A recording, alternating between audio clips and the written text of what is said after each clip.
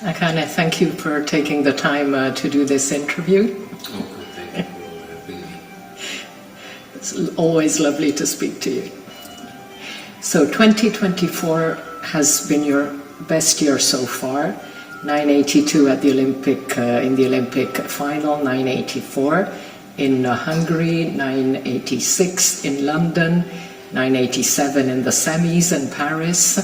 So, plus of course the Olympic silver medal with the relay. That must have given you a lot of confidence. Yeah, it's been a great career so far. You know, it's been a great long career, and a career that is long by dates, but for me it doesn't feel very long. And I've had a lot of achievements in the years. I came into the sport not knowing much about the sport, and kept achieving and getting better and learning. And it's been a great experience for me to actually put myself in a position where I don't know anything about the sport and say, okay, let me learn about the sport and keep getting better in the sport, and that's what I've been doing, and it's really been really good. In September last year, you said that your dream for 2025 was the individual medal, and you got that now. So tell us about that. Getting the individual medal this year, man, was really special. I think it's been something that we've been pushing for, something that we've been trying to get, and I've literally been in all major finals, and I've missed out on medals just and being able to actually get that medal in an event that I don't know anything about, which is mind-blowing, but it's really great, and it's just something that just kind of gives a tick to my career, saying, okay, you actually are deserving of an individual medal, you actually can get an individual medal, and you are worth an individual medal, so your talent is able to give you that individual medal as well. Yeah, exactly. So first World Indoors, first medal. So why didn't you do it before? I don't like the cold. That's the biggest reason why I've never done indoors. I don't like being in cold. I don't like feeling cold. And indoors is particularly in the winter, and you have to be in cold. And for me, that's like a no. So that's one of the big reasons why. And it's never been like a plan, I think now we're in a position where, okay, like I've done it and I got a medal from it, and I think I said to coach when I got back to home, I said, okay, next year we're doing it again. He's like, no, you're not. So we'll see. And the outdoor season started really well with 9.90 in Gaborone, 9.99 yesterday. So that bodes well for the rest of the year? Yeah, it started well. I think the outdoor season started very well. I think the 990 was unexpected, but coach said he also can expect that time. But just for him, that it's just kind of works out with the time of our nationals, like around our national champs, where I actually am running fast, but I'm not ready for the outdoor season. But we're happy, It just kind of gives us like a kind of a nod, saying, okay, we're on the right track, and we are doing things the right way. We know we're not at our best. We know we're not primed to run fast, but here are the results coming, and it's been great. When I came here to shine in, to run, and I ran well again. So that's just a testament of where we're at in the season, and it's not the peak, it's just the beginning. Now, after that 9.90 in Gaborone, you now have the record for the most number of consecutive years sub 10. Yeah, it's a stat that I didn't know about. Like, I did not know anything about that stat, and it was crazy that I've been running sub 10 for that long, and not many people have done that, and it's puts me part of history and the history list, and and it kind of puts testament to the consistency in my career, and the growth in my career. You can actually see the progression in the growth in the career, and you can see the attitude and the character that is me, and that is like me not giving up, me always showing up, and me always being there, and me always giving my best. I'm a racer, I'm a competitor, and I'll always show up, and I'll always give my best to each race that I do. Do you know who had the previous record? Yeah, I said Usain Bolt. I think he was on 10 or something. Yeah. Yeah. That's pretty cool, huh? Beating a Usain Bolt record. Yeah, it's a Usain Bolt record, but it's not the important one, but it's still like just a record at the end of the day. But at the same time, we have to give respect to who Usain Bolt is and what he's done for the sport and what he's brought to the sport, and all of us have this dream of running a 9.5, and that's the dream for myself, that's a dream for all races, to break the world record, and to be the fastest man ever to live. And that's what he's done for the sport. He's shown us that it's possible. So, for us being in the position that we are believing in ourselves and we're believing that it is possible. So beyond the times, is there one race where you felt you really put it all together? I don't think so. I think every race I've found a fault. I think with every race that I've done, I've literally found something wrong. And I always go back and say, I messed up here, I messed up here. And coach always says to remember, you said you putting yourself in a position to learn. So take it as a learning curve and invest it in the next race, So that's what we've been doing. And I think not having the perfect race gives me the opportunity to grow, and knowing that my weak point of my race was at my start. Looked at it and we worked on it, we've changed a little bit of things, but it's something that I have to do continuously so it becomes part of my race and we're learning, and it's someone that's been in the game for long, but I've been able to kind of take a step back and say, okay, how do I learn so that I can be better, and it's an interesting journey because you know so much about the sport, what to do, how to get fast, and all these things. But now you kind of step back and say, okay, stop with the knowledge that I have. Let me put myself in a position where I can absorb now and be a student of the game again. Actually, it's good that you never had the perfect race because it means you still have a margin of improvement, don't you? Yeah, and that's good. I think there's always room for improvement, and I know that I'm honest with myself. I'm honest with myself where I do lack and where I'm not really that good. But those moments where I see those points are moments for me to say, okay, if I'm not that good in this place, well, how can I fix it? How can I grow in it? How can I do better in it? And then I'll work towards being better at it, and give my all to that. Now, two things I think really define you as a sprinter is, giving your best when it matters the most and consistency. And I know that these are very important aspects for your coach, Werner Prinsloo. Yeah, they're very important. I think coach always says, if you're consistent with something that's going to cause... I remember in the beginning, coach said, if you're consistently running a certain time, it's actually building you to a peak. You're going to peak and run faster. And that's something that stuck with me. And this is something that he said to me way back in the beginning when I joined him. And it's literally been that, and my career has been running consistently, being in championship finals consistently, showing up consistently, being at the top level consistently.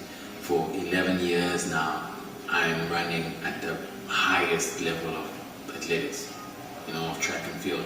And I'm being top 5 in the world since then, and it's not something that's it's a light thing to say, it's really great, and sometimes I like to put my achievements down and be humble about it, but it's really, really, really good, and it gives testament to the work that my coach has put into, the work that I put into it, the team, and everybody that's believed in me, and everybody said, okay, you can actually do this thing and we support you.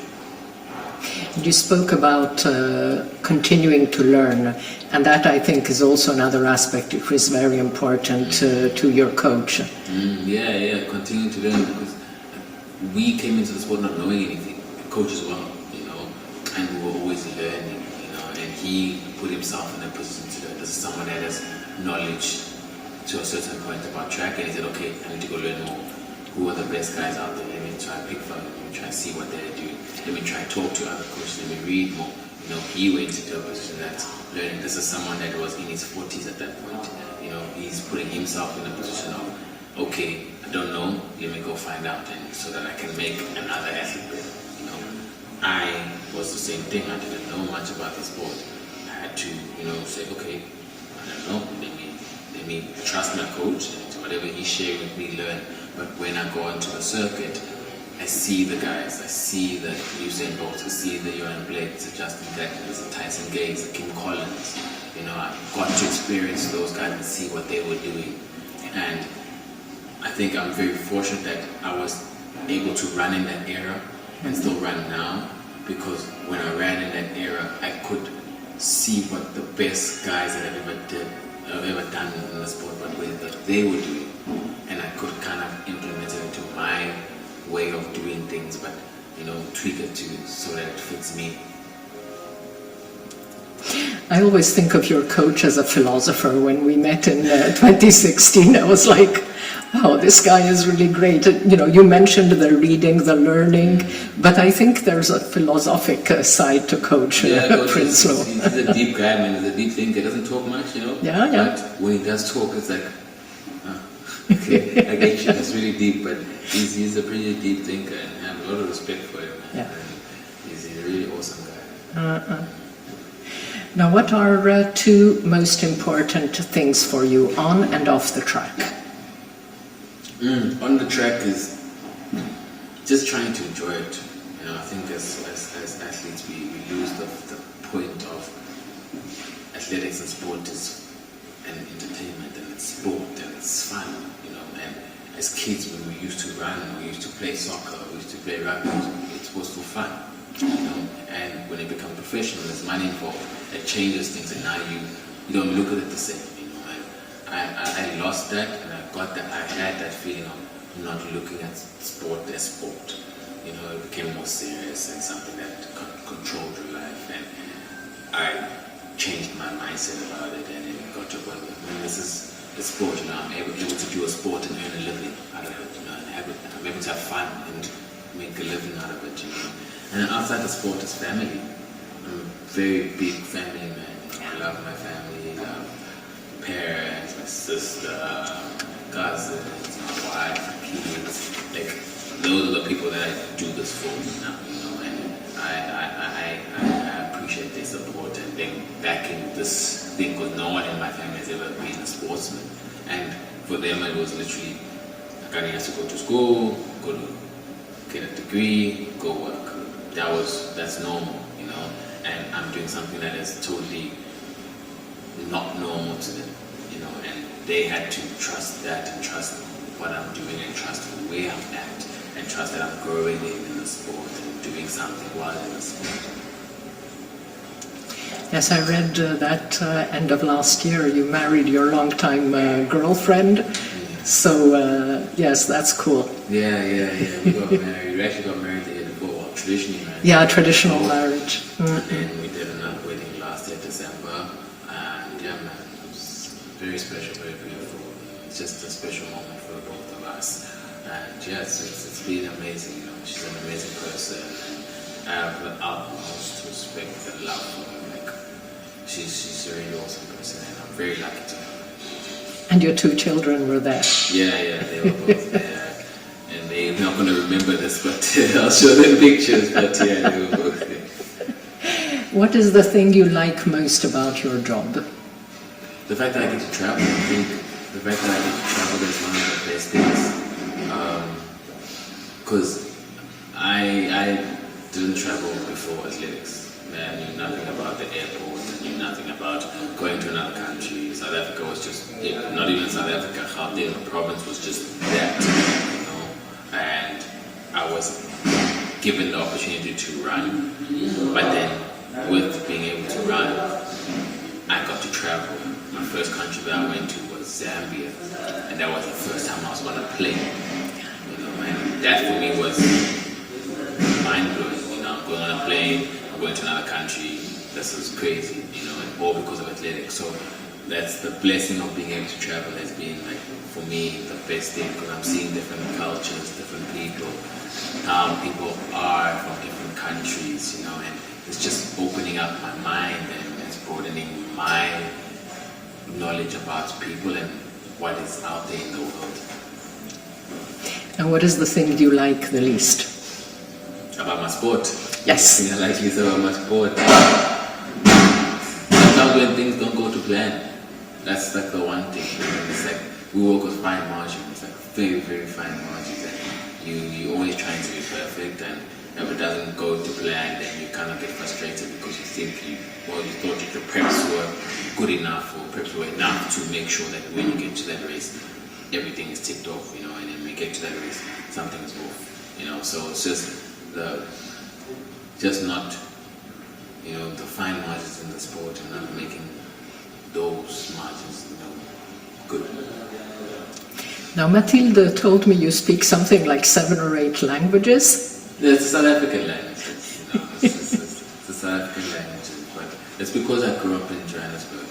Johannesburg is where everyone comes to, like it's a city where everybody comes to for work. So it's different cultures, different languages, and I went to school with different cultures. That was my experience. I absorbed a lot of languages, as a young kid. And I can understand a lot of the languages, which is very easy for me. But speaking them can be a bit tough, But it's just because of dialect and all of those things. But I can get by. In South Africa, And how's your Italian? Your training base is in Italy. My Italian is pretty okay. Yes, tutto bene. Bravo. So it's getting there, And So let's talk about African sprinting in general. Because of course you and Letsile are at the very top, but there's a lot of talent out there. Zimbabwe's Makana Kaishe Charamba and Tapiwanashe Maracau, there were 4 Africans in the 200-meter final in Paris. You have among the young ones Nigeria's Israel Okon Sunday and Joshua Caleb. And then, of course, you have your countryman Walanda Balaza. Yeah, man, I think South Africa. First, South African sprinting is really doing really well now. Like, we're producing a lot of sprinters that are running really, really well and high level. And that's exciting, for me as kind of like the champion of championing it. I've always said that I want more South Africans running on the circuit and believing in themselves and coming to the Diamond League and not just having myself here. There's 5 South Africans at this Diamond League, and I know and I believe there could have been 10 of us here, and that's really great because that's what you usually see. Different countries, and there's stacks of them coming to the Diamond League and running, And the Africans, sprinting has been amazing. It's been on a high. And to see the Zimbabweans also doing well, and running well, and just doing well on the college circuit is really great. The Nigerian as well. Letsile is doing well for Botswana.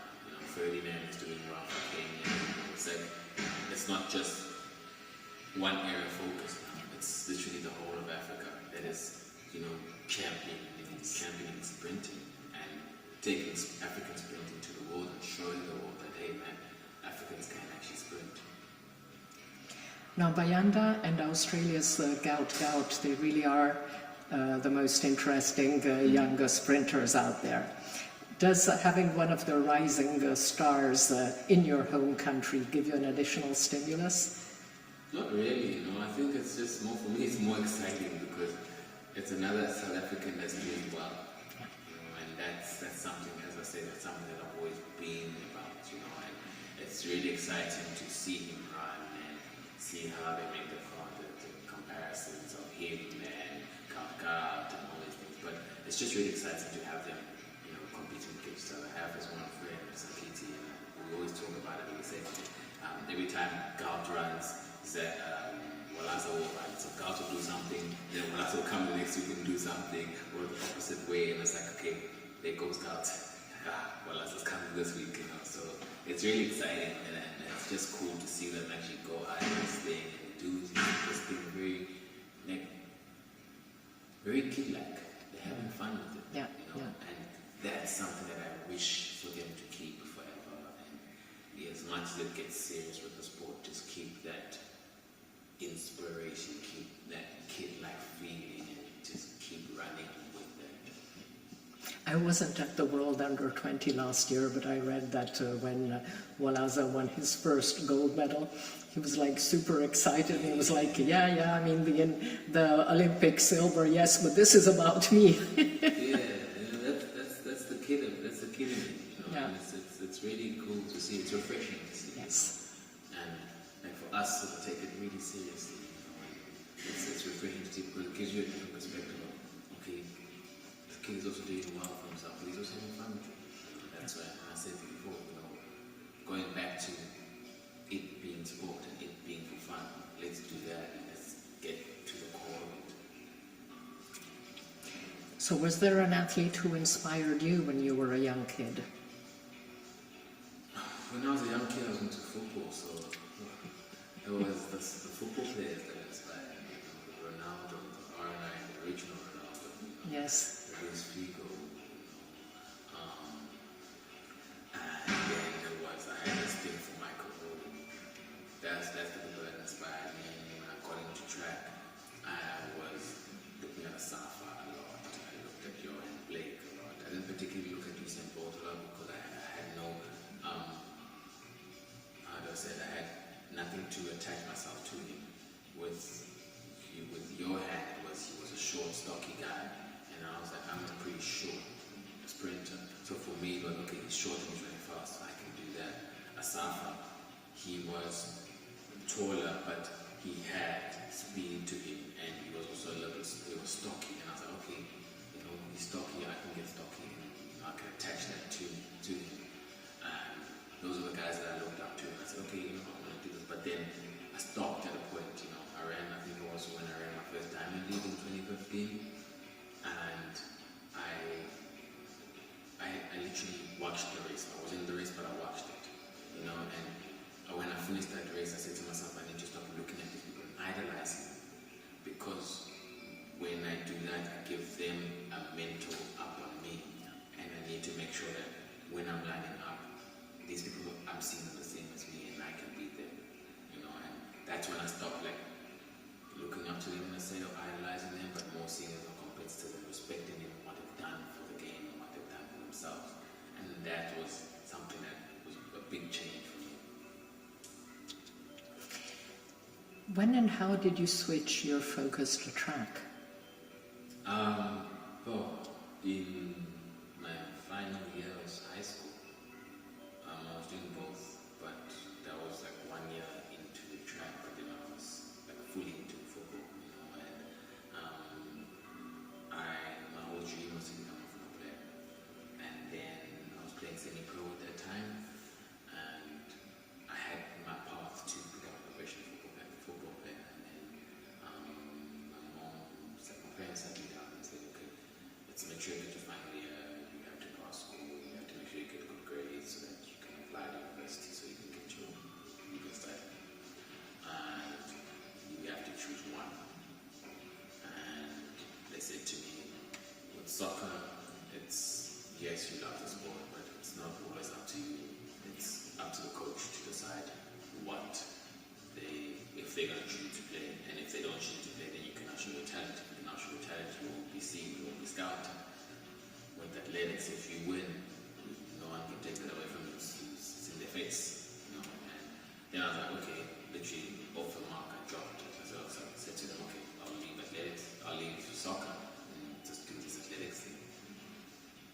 Following year, I went to Africa Games, so 6 games in Zambia, broke the SA junior record. And then that's when things just changed. And then I found a manager, the manager found me, still my manager today, and then he told me how athletics works and how I can make a career out of it and how I can do so many things with athletics and how I can travel the world and all these things. And I got lost in the fact that I could travel the world. The career part of it, okay, I'll see that, but the fact that I could travel the world was a huge thing for me. And then I just ran with it, and it literally just kept getting better and better and better. What advice would you give your 15-year-old self? close yourself off to one thing. The world is a very giving world and a world of a lot of opportunities. There are so many opportunities that the world gives you, and just don't just like close yourself off to one thing. Do you remember your first sub 10? Yes, I think it was in Valenia in 2015, 999. I think it's Valenia. I think so. That went 999. I remember that race. And that time I literally said to my coach, I called my coach even, he was still in South Africa, and I called him and I said, Coach, I just ran 999. He's like, what? I just ran 999. Line was really bad and I didn't have like airtime. And it was like, money on my phone was finishing really quick. I was like, Coach, I ran 999. My money on my phone is going to finish, but I ran 999. Like, what? Coach, I ran 999. Money is finishing. Bye.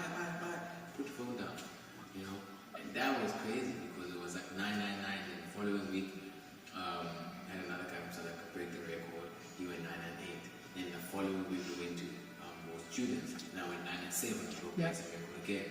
And it was like, okay, it solidified me into running under 10. That was like for me saying, okay, I can actually do this thing, because previously, before that, I kept trying to run under 10, and I was running 10 over. I could go to any competition, outrun 10 over, and that became very frustrating. And then I stopped thinking about the time, and in that race, I said, let's just run. Ran, 999. I was like, oh. Now, last one. How would you like to be remembered in 10, 15 years?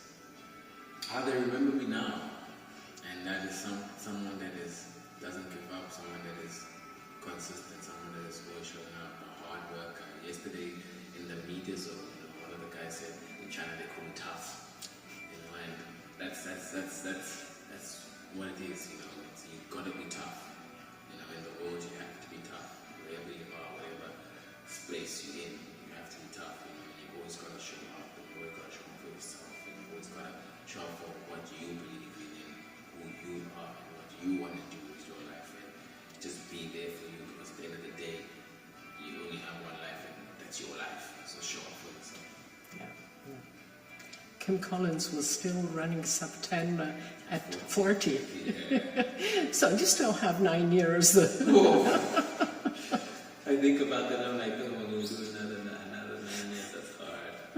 But I don't know, man, if the body still allows, then why not? You know what I'm saying? A lot of people say, oh, you're old, you should leave the sport.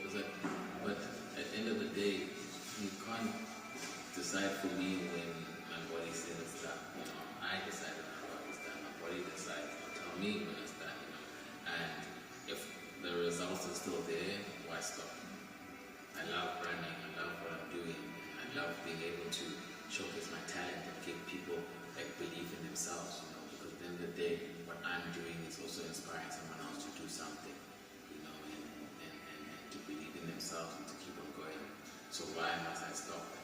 So that's also something that I really believe in. We've got to keep on going. We've got to keep on pushing ourselves as humans. And we've been given the gift to be human, and being human is all about growth and all about improving yourself and doing something. And why don't you want to do that? So that's how I see it. And if it's there, man, I'll still be here. I still feel I'm going to be around for a while. I will be running well for a while. So, okay. Looking forward to that. More years of Akani Simbine. Yes, man. Thank you so much. Big pleasure.